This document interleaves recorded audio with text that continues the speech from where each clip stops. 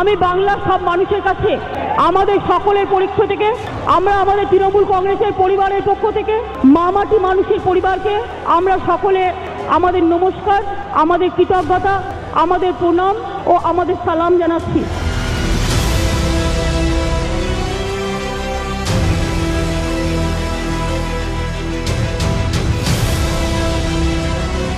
আমি মনে করি ৩৫ বছর বাদে বাংলার মাটিতে মানুষ নতুন করে স্বাধীনতা পেয়েছেন, মুক্তি পেয়েছেন।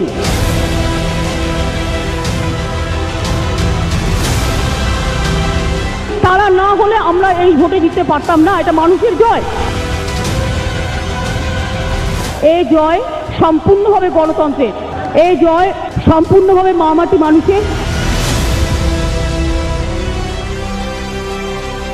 এই জয় দীর্ঘদিনের বঞ্চনা, লাঞ্ছনা, নিপীড়ন ও শোষণের বিরুদ্ধে অসহায় মানুষের জয়। এই জয় পাহাড়ের জয়, জঙ্গল মহলের জয়, আমার মামাটি মানুষের জয়।